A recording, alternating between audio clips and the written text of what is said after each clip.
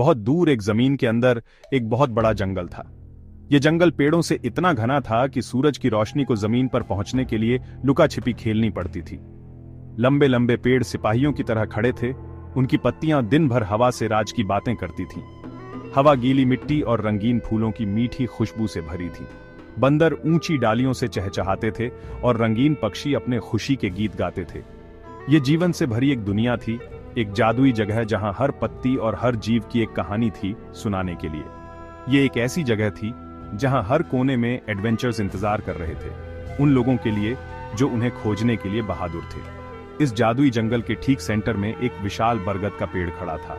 ओह, वह सिर्फ कोई पेड़ नहीं था, वह पूरे जंगल में सबसे पुराना और सबसे समझदार जीव था। उसका तना इतना मोटा था कि 10 बच्चे हाथ पकड़कर भी उसे घेर नहीं सकते थे। उसकी लंबी मजबूत डालियां प्यार से फैली हुई बाहों की तरह आसमान की ओर बढ़ रही थीं। इन डालियों से लंबी जड़ें लटकी हुई थीं, जो एक बहुत बूढ़े दादाजी की लंबी दाढ़ी जैसी दिखती थी। इस बरगद के पेड़ ने कई मौसम देखे थे। उसने छोटे पौधों को लंबे पेड़ों में बदलते देखा था और नदियों को अपना रास्ता बदलते देखा था।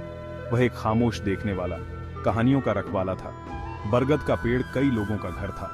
हर तरह के पक्षियों ने उसकी मजबूत डालियों पर अपने आरामदायक घोंसले बनाए थे। छोटे कीड़ों ने उसकी छाल की दरारों में शरण पाई थी। यहाँ तक कि उल्लुओं का एक परिवार भी एक खोखले में रहता था, दिन भर आराम से सोता रहता था। पेड़ थके हुए यात्रियों को छाया देता था, चाहे वह गर्म धूप से आराम करने वाला हिरण हो या आराम करने के लिए ठंडी जगह तलाशने वाला भालू। उसने बदले में कभी कुछ नहीं मांगा, वह बस मदद करके खुश था। वह जंगल में और सभी जीवों पर एक दयालु और कोमल भावना से नजर रखता था। जंगल में हर कोई बूढ़े बरगद के पेड़ का सम्मान करता था। वे उसे समझदार कहते थे क्योंकि वह ज्ञान से भरा था। उसने सैकड़ों सैकड़ों सालों तक सूखे और बाढ़, सर्दियों और स्प्रिंग को देखा था। वह हवा की भाषा और बारिश की रिदम को समझता था।